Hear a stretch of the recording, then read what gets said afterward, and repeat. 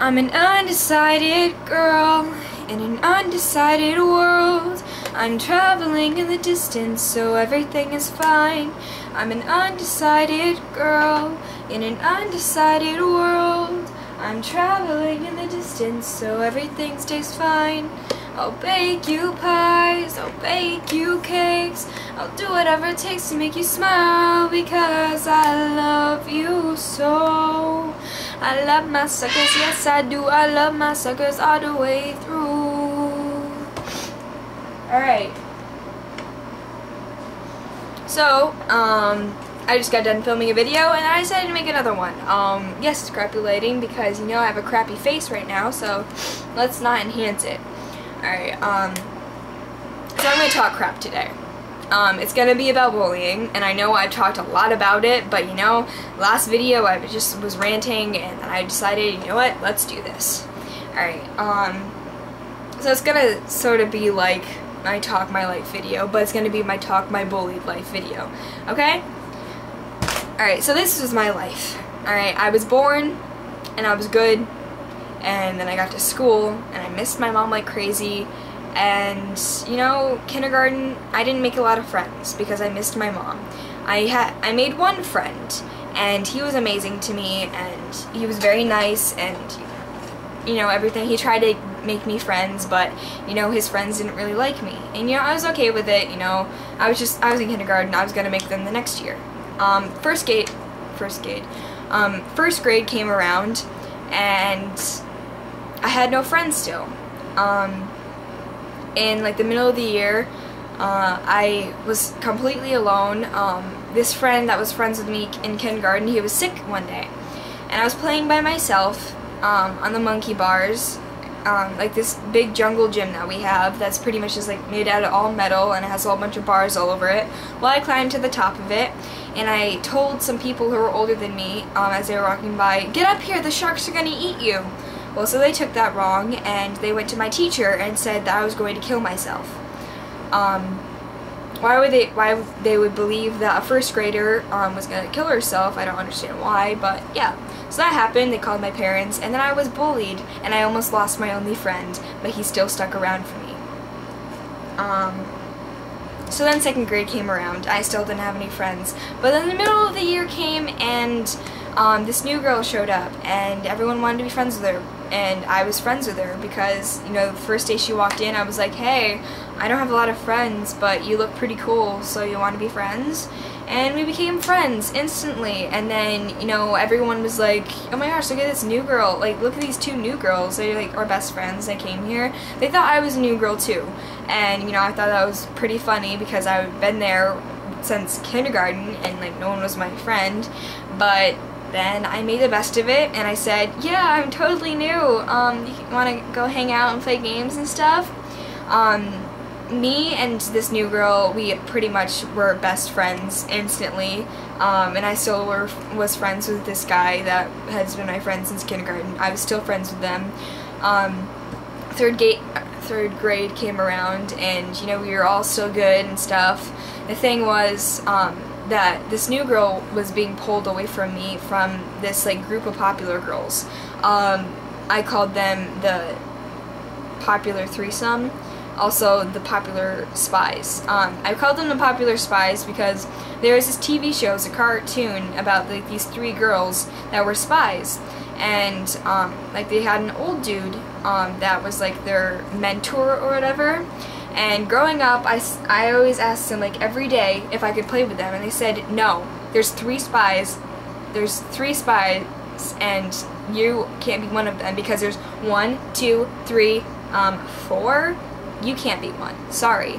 So I kind of cried a little, but then I said, "But isn't there, like, an old dude? I'll be the old dude, I'll be, like, your mentor or whatever." And, you know, they didn't like me, so they said no. And in third grade, they invited my friend, the girl, into like their little group. So then it was like the popular foursome, and I was still hanging out in the background. This new girl was like the center of attention, even though this girl who totally hated me was always the center of attention. You know, she made this girl the center of attention, which like made this new girl like draw away from me. And then in 4th grade, I started having feelings for girls and guys, but, you know, I just thought it was normal because, you know, I never dated anyone, and people were dating all around me, and I just thought it was, like, normal. But I was still bullied. I was getting bullied by these girls still, and, you know, this new girl, she's not new anymore, but still,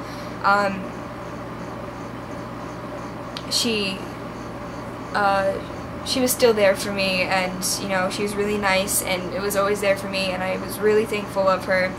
And then, hold on, I have to text my grandma. She was just mowing the lawn.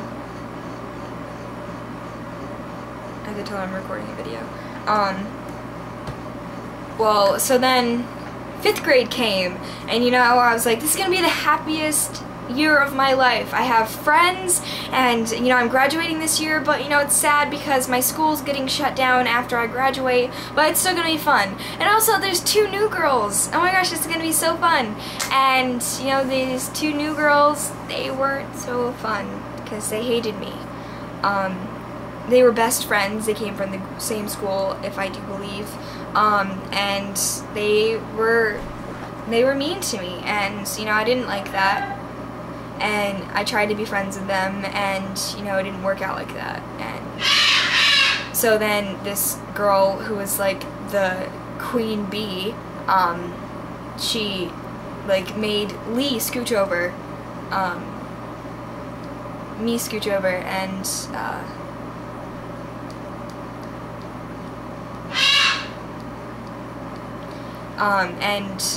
so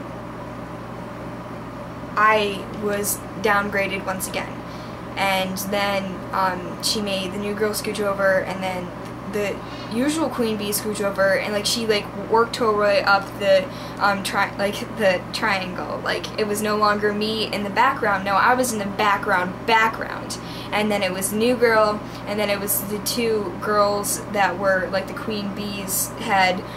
They all got moved back, and then the queen bee was moved back, and then these 2 new girls, they were now the queen bee. But the main queen bee, she was like the main queen bee, and the old queen bee, like the one that bullied me throughout my life, she started looking up to the new queen bee, and, you know, it wasn't very pleasant because then I lost them, and I was no longer in the background. No, I wasn't allowed near them because this new queen bee, she was like, I'm gonna ruin your life, and I'm gonna make every one of your friends leave you. And suddenly, every single one of them did. And the old queen bee, she was like, I was never your friend, and I'm never gonna be your friend, and you need to leave me alone and leave our group alone because I'm never gonna be friends with you, ever. So the old queen bee hated me once again. And then the new girl, like the one that was my friend since 2nd grade, she slowly left me. She still played with me sometimes, and, you know, my guy friend, who had been my guy friend forever, he still played with me sometimes, but, you know, since I was different and I had problems, you know, I went to counseling in 1st and 2nd grade a little because of the whole incident that happened. You know, people still held that against me, and also because of my name change, people held that against me too because I was different. And then, you know, when I was the only one that didn't date anyone, they held that against me too. They held that against me. Well, I graduated with no friends, and, you know, I was okay with it. And then in 6th grade, you know, the whole sexual molestation happened on the bus, like the first week or month of school, and you know, slowly people started being my friend because I was destroyed, but I didn't trust them. Like the girl who said that she was never gonna be my friend, she was my friend instantly. And then the old queen bee, she was like in the background wanting to be my friend, but then I was like, no, I don't trust you yet. So like all these friends that I wanted to be my friend in elementary school, they were slowly becoming my friend in middle school. So after like the whole incident happened on the bus, I was like, you know, I can't have friends right now. I'm not ready for it. I just can't. So I was like that quiet girl.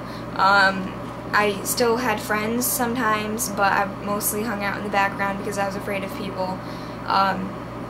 And then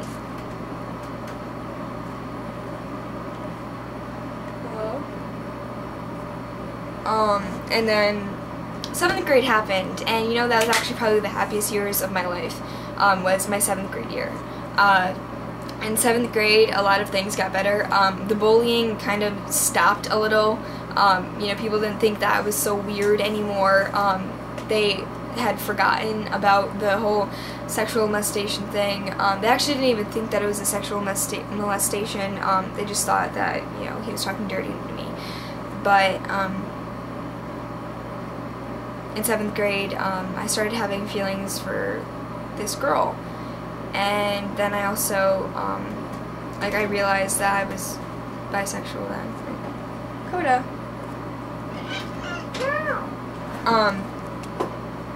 That was the year that I came out to my friends because, you know, this girl that I started being friends with, she was bisexual, and she was also the one that I had a crush on. Come on, get up here. So what happened next, I had a friend who I found out cut herself, and you know, I didn't really like that. I tried to get her to stop, and then, you know, slowly I became depressed myself, and I started cutting. And then my friends told me to stop, so I snuck a needle into school, and whenever I was stressed, I would stab myself in the leg repetitively, and I got like little like marks all over my legs, but they healed slowly over time, and like they're gone now. But stop it, you're making my allergies pop out. So this girl, I slowly got her to stop, and then this girl I had a crush on, you know, I came out to her, and like we were gonna go out and stuff, and then she was like, you know, it's the end of the year, let's wait. And then also the girl who was the queen bee in 5th grade, the one who was new, she became my friend because she was friends with this girl that I had a crush on. So that happened. 8th grade year, that was probably one of the worst years of my life. I started cutting again, and except this time it was worse because instead of just like little jabs in my leg, no, I would go on full on cutting. I got a blade I found in my mom's manicure set, and I started using that, and I would cut X's because X marks the spot. I said X marks the spot, X marks the spot, like over and over again. I just say it, X marks the spot. You know, kill me now. I'm making the lines for you. Just strike me down. I was ready. I was ready to go. I was just done with everyone bullying me. This girl that I had a crush on, she was now dating another girl. This girl that she was dating, she tortured me. I still wanted to be friends with her, and I was like, you know what? It's okay. I understand. You fell in love with her over the summer. You know, when you guys break up or whatever, we can still be friends. But I kind of still want to date you though. So they never broke up. They're actually still dating, and on Facebook it says that they're married. So that's fun. Well, slowly, I started not having any friends. Once again. And I started drawing like pictures of like very dark things, and people that I saw. I started just drawing, and I entered my things into like the art thing that they had. We had like an art wall, and I entered my things, and he would hang them up, and you know, I thought that was cool. Slowly the bullying stopped, but then it got worse again when I started liking the girl again, and you know, I said I love you. I can't stop loving you. You can say that you don't love me, but I know that we had something in 7th grade and you can't just get rid of that. And also, you promised that we would still be friends. And, you know, her girlfriend told me to back off. And then the girl that I had a crush on gave her my number, and then this girl, her girlfriend, started texting me saying, I'm your worst nightmare, and I'm gonna tear you apart, and you're gonna cry in a corner, go cry to your mommy because you're gonna be destroyed by me. And then I got a note one time in my locker that said, it said, I am your worst nightmare.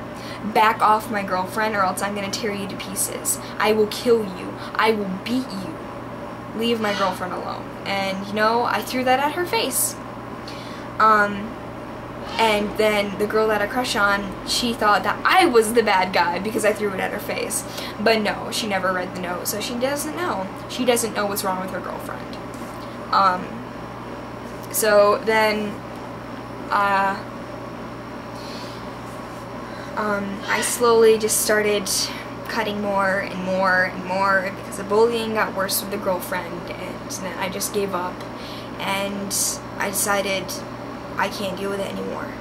And then I started going to the counselor because I actually got called down one time because of what happened. In tech, we were making websites, and I picked like websites of like problems that we have, and I picked why caring too much is bad for you. And I went like really deep and personal about this, and I was like really truthful, and I told like my personal life in it. And the guidance counselor printed it out, sent it to my mom, and you know, we started talking like every day about it. I started coming in every day, talking about like bullying and stuff that had happened to me, and then slowly I gained she gained my trust, and I was tired of abusing my body. I was tired of cutting because I seen what it did to people around me, and I saw how my friends looked at me because of what I was doing to myself. And every time I told my mom about one of my friends that cut, she was just so disappointed that I had friends like that, and I was slowly getting disappointed in myself because, you know, my mom was disappointed in me even though she didn't know at all yet.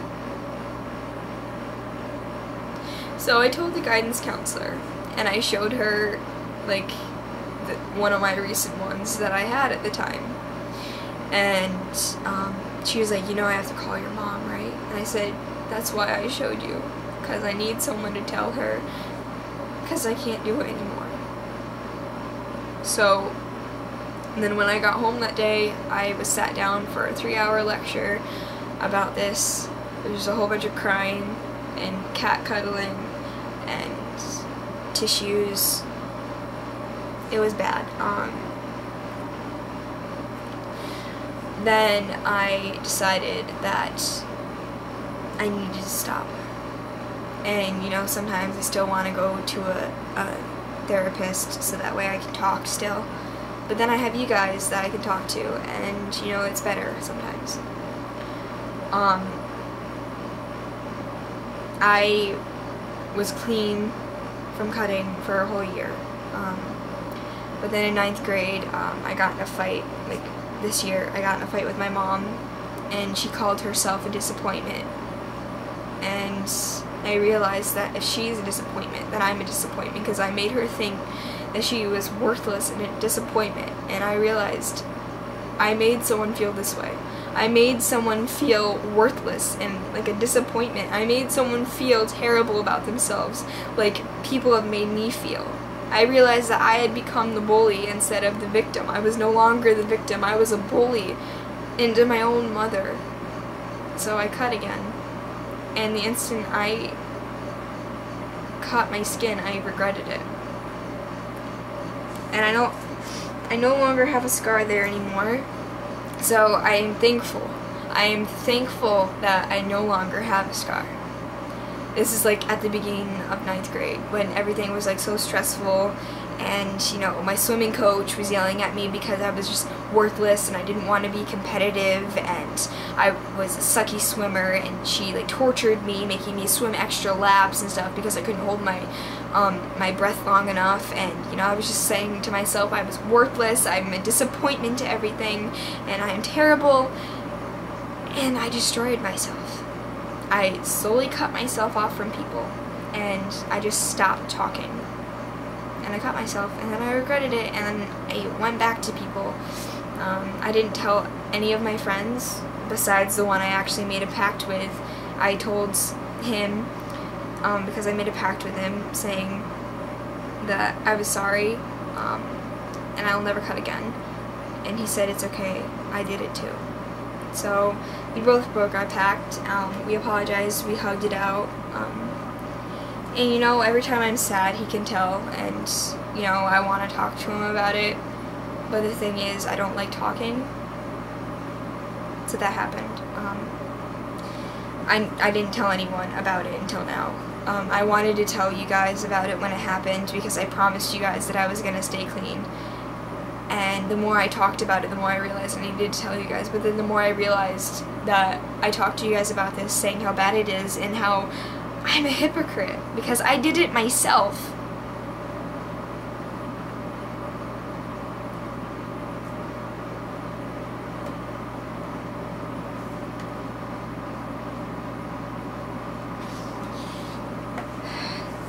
I'm sorry that I'm a hypocrite. I'm sorry that I became the bully to myself and to my parents, my family, and to my friends. I apologize that I lied to you guys.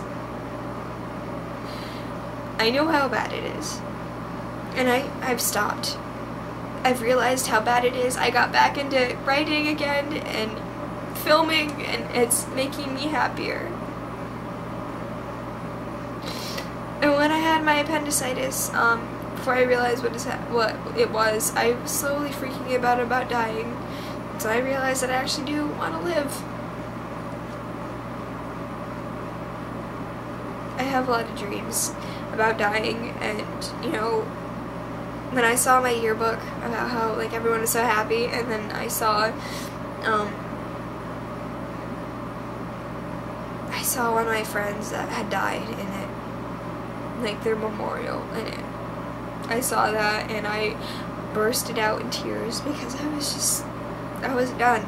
And this was in the middle of the class when I was looking through it, and I realized I don't want to die because I've had so many people around me die, and I'm just sick and tired of it, and I don't want to feel this way anymore. I don't want people to feel that way about me. When I die, I don't want it to be because I was so depressed and sad. I want it to be because I died of old age or in a car accident or something that happened quick, and I don't want people to mourn me. I want people to have a party, a celebration, because I'm finally in heaven with the rest of my family and my friends that have died and my animals that have died. I don't want to die by my hand or by someone else's hand. I want to die by old age or by a disease that quickly killed me. I don't know. If I die of something, I want it to be worth something. I don't want to be another person that they add to the suicide list. I don't. I've thought about this. I've thought about killing myself, and I've talked to you guys about it, and you shouldn't do it. Bullying is hard, and I've had people call me fat, ugly, stupid, a tramp, a skank, a whore, a hoochie. I've had people call me a lesbian and straight and bisexual and, you know, a whole bunch of like sexualities that, you know, I didn't even care. I've had people call me a guy. I've had people call me a stripper and a hooker, and I've had people call me, you know, I've had people ask me for nudes, And you know, people may not think that is bullying, but I do. Because people think that I am just a piece of skin that they can use, but you can't use me. I'm tired of people assuming things. Like, just because I like girls, it doesn't mean that I'm a lesbian. Just because I like guys doesn't mean that I'm straight. I am bisexual. That is my sexuality. And if you're gonna say something about it, go ahead.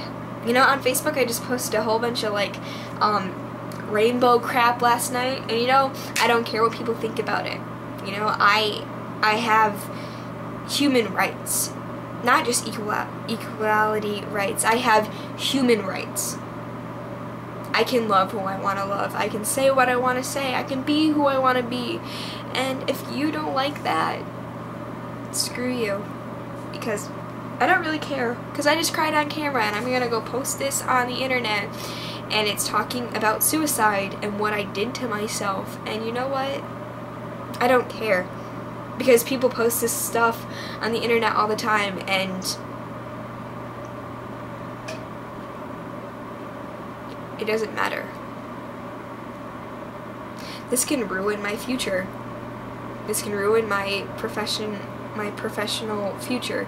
This can ruin my life, and I don't care. Because I'm telling the truth. I'm telling people not to ruin their lives, not to ruin other people's lives. Don't be a bully. Don't be a victim. Be strong. And don't allow people to do this to you. Don't allow yourself to do it to yourself. Just don't allow it. Be who you want to be. Love who you want to be. Love who you want to be. And love who you want to love. And love them for who they want to be. You know, just be yourself. And you'll be loved. And if people can't love you for who you are, then they're not worth it. They're not worth your time. They're not worth your pain. They're not worth your heart. They're not even worth your tears or your eyes or your nose. You shouldn't even whiff a single smell of them if they can't even be around you because of your sexuality or the way you look or the way you act.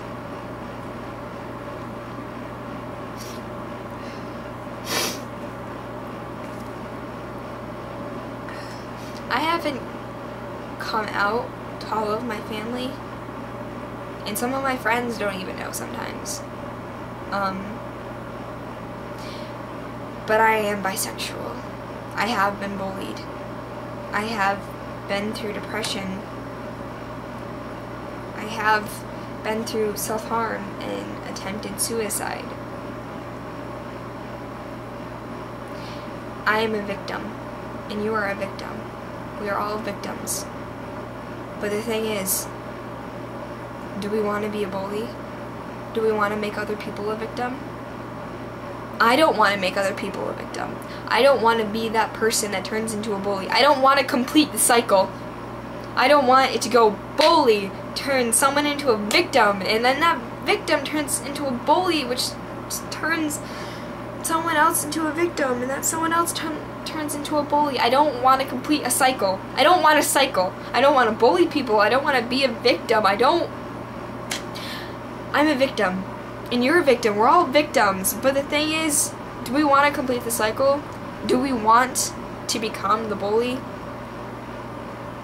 If your answer is no, good job. Because I don't want to be a bully. I don't want to complete the cycle. I don't want that to happen to me or to other people. That's why I talk to you guys. That's why I'm being serious. I'm sitting down, looking at the camera, actually in the lens instead of at myself like I usually do. No, I'm looking at you guys and I'm saying, we need to change. We need to stop being bullies. We need to stop being victims.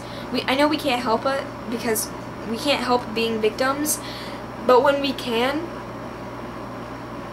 we should stop. We should stop being bullies. We should stop being victims. We should be strong and stand united as one and be okay with, like, gay people and lesbian people and like homosexual people, bisexual people. You know, we should be okay with that. But no, we're not, because we're a stupid world.